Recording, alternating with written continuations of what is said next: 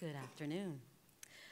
So I began my professional career, well, I'm in the helping services.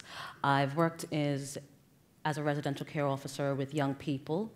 I've worked as a substance misuse worker with adult addicts. And I've also worked in the UK, in London, with young persons who have experienced a range of issues and problems, from neglect to abuse and exclusion from school. And the thing that I've come to realize from working with these people is that there is a common theme with all of their problems, and that is that their issues are symptoms of outside processes. There are different things that happen to them that caused their issues. So as I continued my education, I've moved from focusing on individuals to groups, specifically young people, because that's where my passion lies.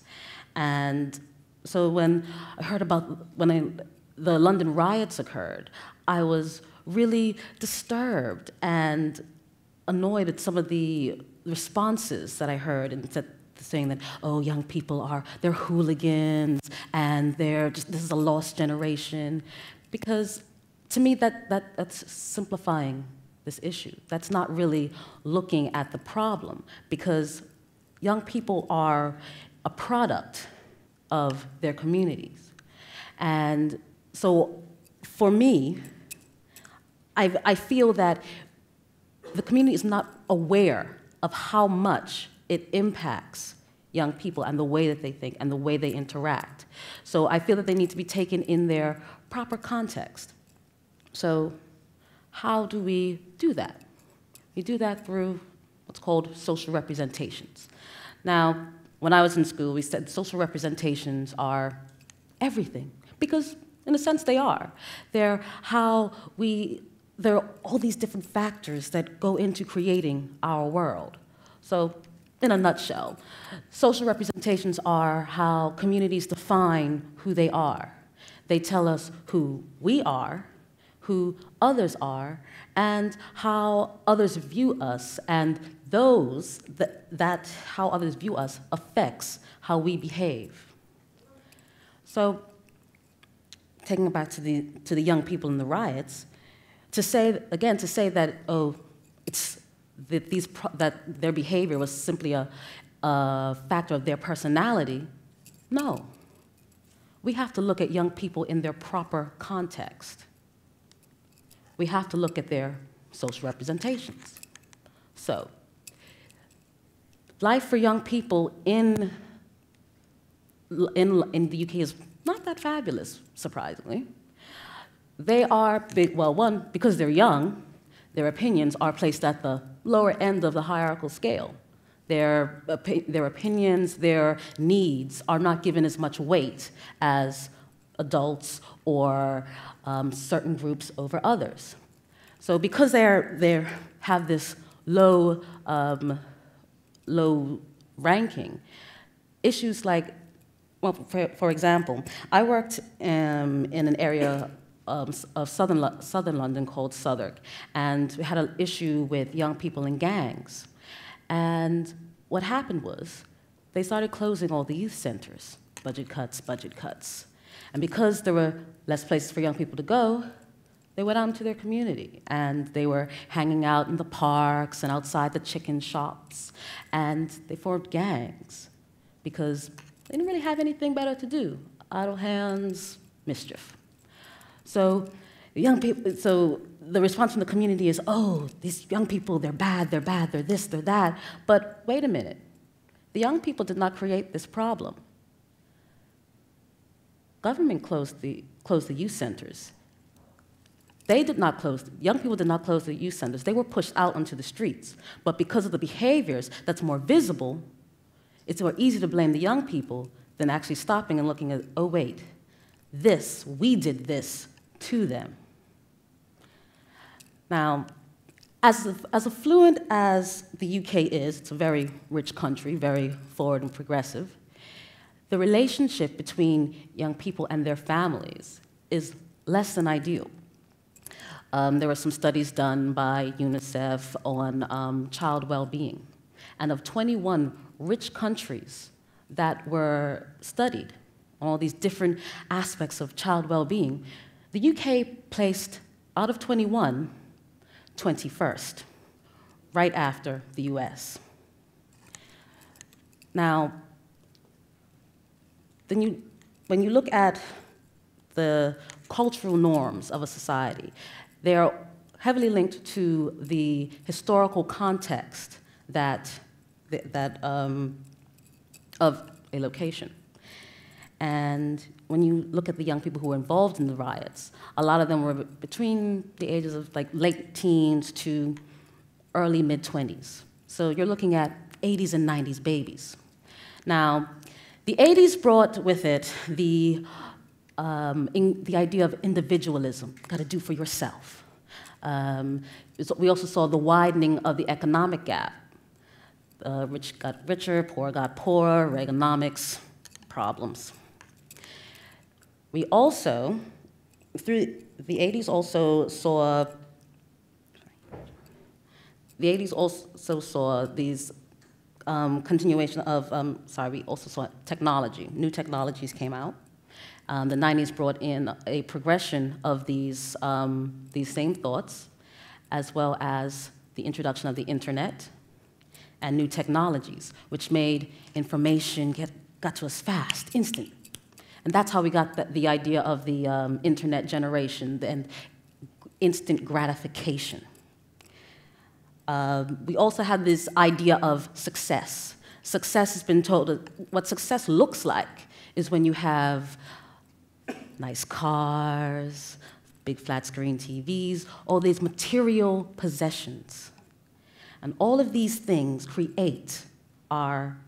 into our minds and creating our society and how we look at the world.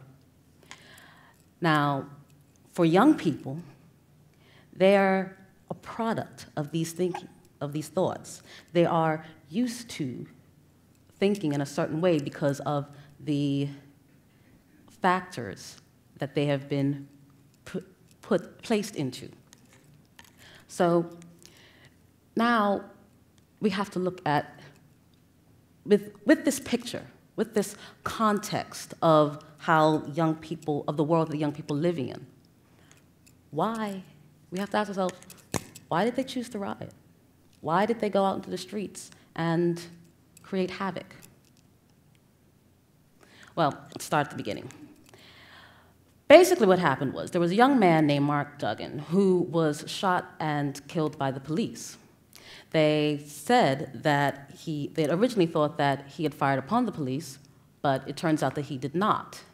So there was a peaceful protest organized to demand justice for this young man's death.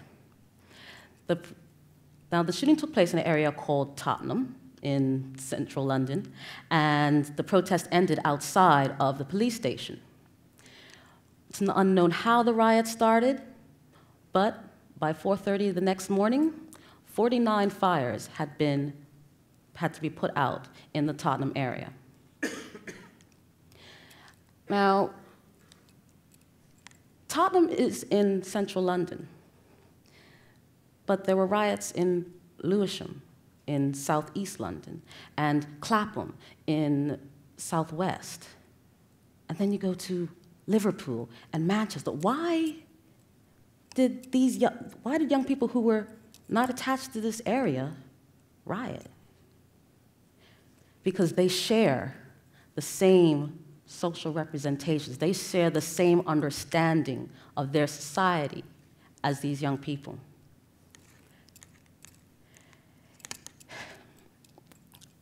Now, I've already stated that there's a poor relation between some young people and their family members, which means they're not getting positive messages in, and they're not being told what to do. They're not being influenced positively. In some instances, they're not being parented at all. There's already a disconnect between the community in the sense that there has been no real input into young people from the people around them. I was watching one store owner said they couldn't understand why people would attack their store, why they would burn their store down. They didn't do anything to these young people. But that, in and of itself, is the answer right there. You didn't reach out to these young people beforehand. You didn't help their progression. There was no attachment between young people and the people, the structures around them. So when the opportunity presented itself to get these material forms of success that they so desire, they took it. And they didn't think about, oh, this might hurt somebody's feelings or affect their lifestyle.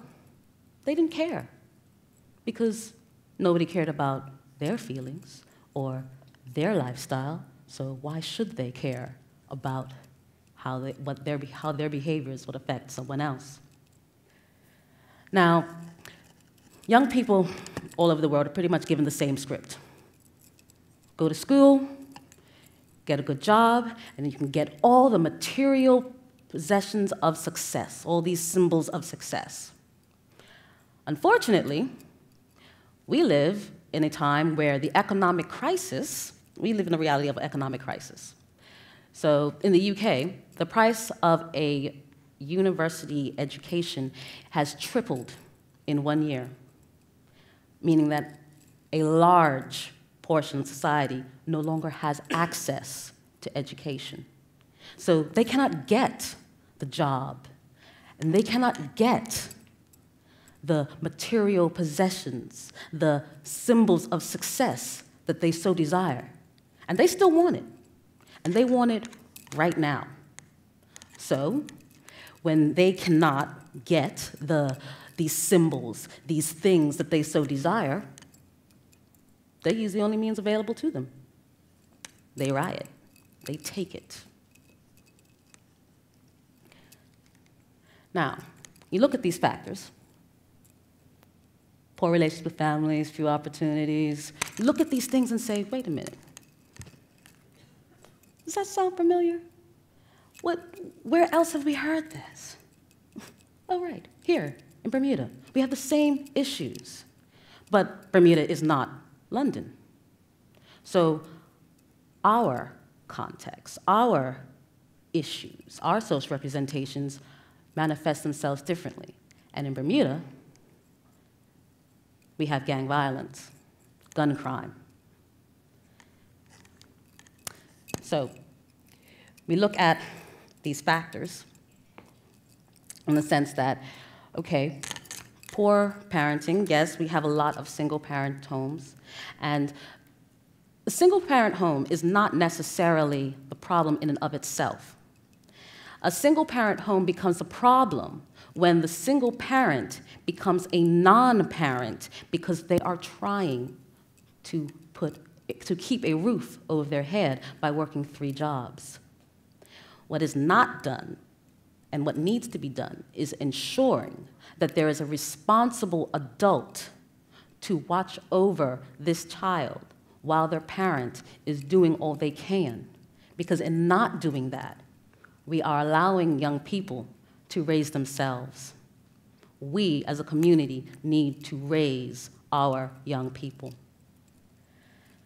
Now, when you look at some of the ages of some of the young people who have been arrested in connection with gun crime and gang violence, you're looking at late teens to early 20s, which means that these young people were a product of the transitional process of our educational system. And the academic literature is full of examples of how poor education leads to social problems. Our young people are not responsible for the poor education system.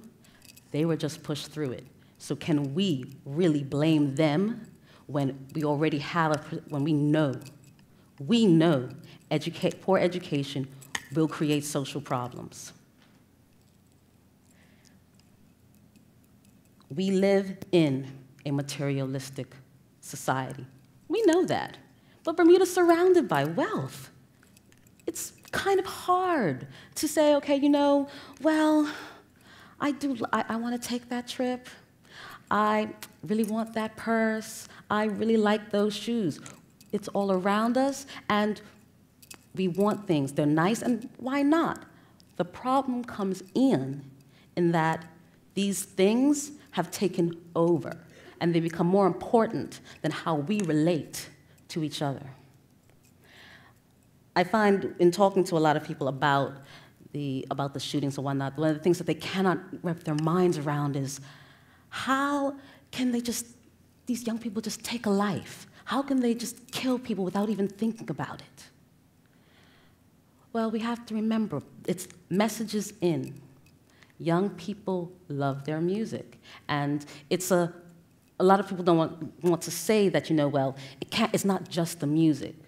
However, when you're getting negative messages in, and not enough positive messages in from their community, from their family, you can't counter it.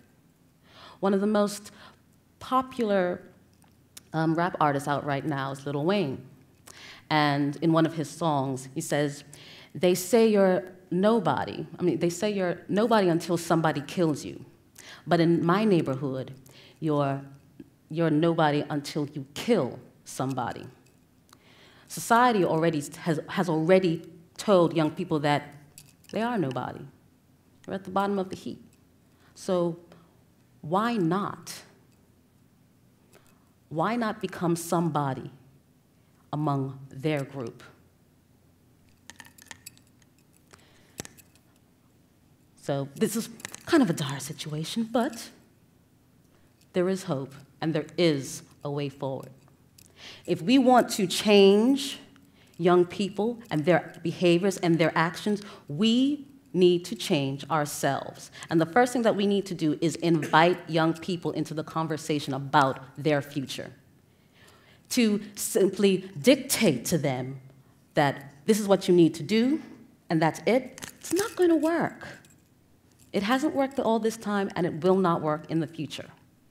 We have to respect the minds of young people. And we have to change how we interact with them. We have to change how we talk to them. And we have to change how we look at money. Because it's a driving force in our society, but it's also part of the motivation behind why young people have done what they have done. So we cannot say, of course money is important. So we cannot say that, okay, money doesn't mean anything. It does. But money cannot be placed over the importance of human life and human needs. We also need to raise our community awareness. We need to take this idea and share it with others. Mindsets are changed in communication. So as we talk to others, as we change how we talk to young people, as we change how we talk about young people, we are able to change our social reality. And by changing our social reality, we change behaviors. Before I leave, I want to challenge you. As an audience member, each of you have an opportunity, an ability, and a responsibility to your community. So I'm asking you to view young people differently. Open your minds to seeing young people as they are. Social entities who have been placed into this world and placed into structures that were outside of their control and have been affected by them.